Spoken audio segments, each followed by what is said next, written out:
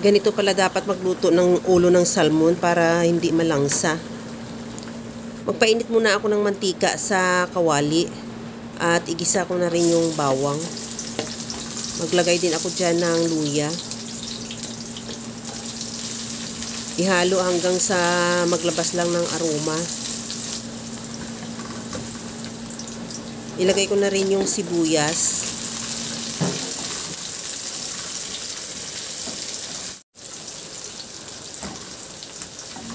Isunod ko na rin ilagay yung kamatis.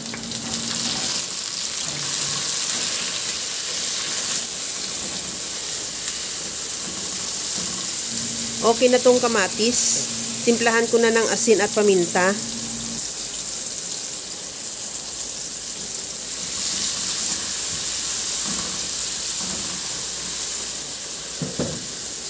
Ilagay ko na yung ulo ng salmon. Bali 2 piraso yan. Hiniwa ko lang ng pa-serving cut. Igisa lang natin ng mabuti. Yung talagang nag-iiba na ang kulay ng salmon.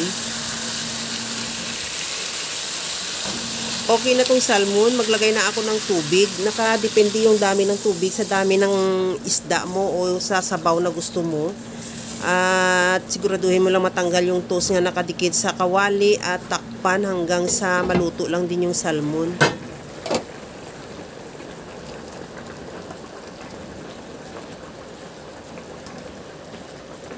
Ilagay ko na rin yung tamarind powder.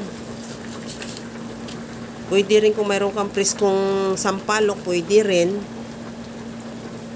At ilagay ko na rin yung mga gulay kagaya ng labanos, sitaw at siling green.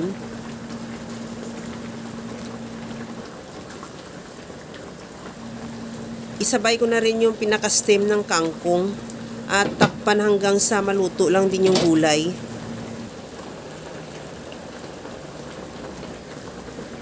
Tikman ko na rin kung okay na yung sabaw niya.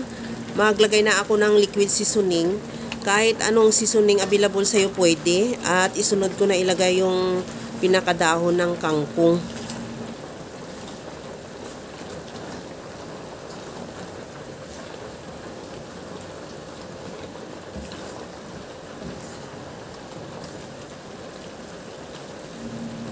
Pagkaluto ng kangkong, okay na yan, ready to serve na yung ating napakasarap na sinigang na ulo ng salmon. Kaya mga kalasa, kung nagustuhan mo yung ating video, please like na lang at pag-share na rin sa inyong mga friends. At kung bago ka pa lang sa aking channel, subscribe na at i-click mo na rin ang bell button para sa mga notification. Okay na to. Hanggang sa muli mga kalasa. Thank you for watching. Bye-bye!